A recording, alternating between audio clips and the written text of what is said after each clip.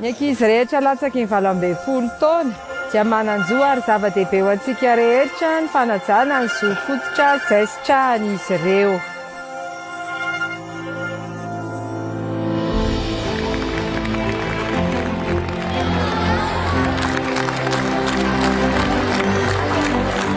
Amin'ity volana jona ity izany ho fanamarian'ny ministera justisy ny iray volany ny fankalazana ny zoan'ny ankizy ao anatin'ny zo fototra ny hoe fananana kôpy izany.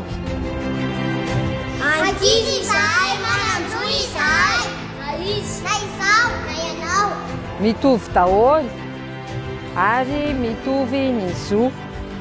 Tsy hanganavaka na vavy na lahy, na inona lokona fomba fiteny, na manitra na manan-karena, na misy kilema na tsisy kilema. Mitovy ny zolety ny jefy aviana, na kolontsaina na finoana, izahay tsy arirarivo.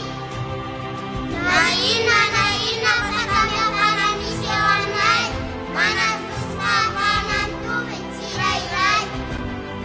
Raha voateraka ary ny ankizy dia inona no tokony ataony ray aman-dreny voalohany? Voateraka dia tokony manao fanambaram-piterahana ny ray aman-dreniko anatin'ny 30 andro. Rehefa manana kôpy eo dia manana anarana ary mizaka ny zom-pireneny. Misokatra amiko ny varavarana rehetra.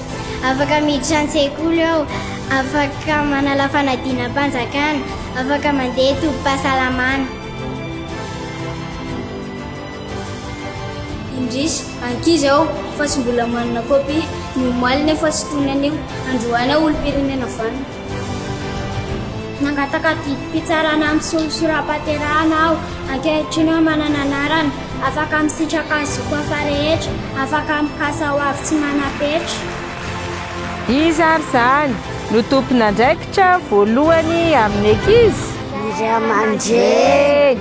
Manana ray aman-dreny aho, izy ny dadako ary izy ny reniko. Manana andraikitra amiko ny ray aman-dreniko, manam-pe ahy izy, mitaiza ahy izy, mamelona ahy izy. Raha tsy voatohitohina ny tombontsoako dia manana azy ara-monina aminy aho. Indraindray anefa no ny antony maro samihafa dia tsy afaka miray toerana amin'ny ray aman-dreny ny ankizy, kanefa na izany na tsy izany dia tsy tapaka akory ny rohim-pihavanana amin'ny fianakaviana na amin'ny ray aman-dreny. Sanana foana, ankizy foana, matetika eo anivon'ny ray aman-dreny sy ny fianakaviako dia manan-jo karakaray manokana.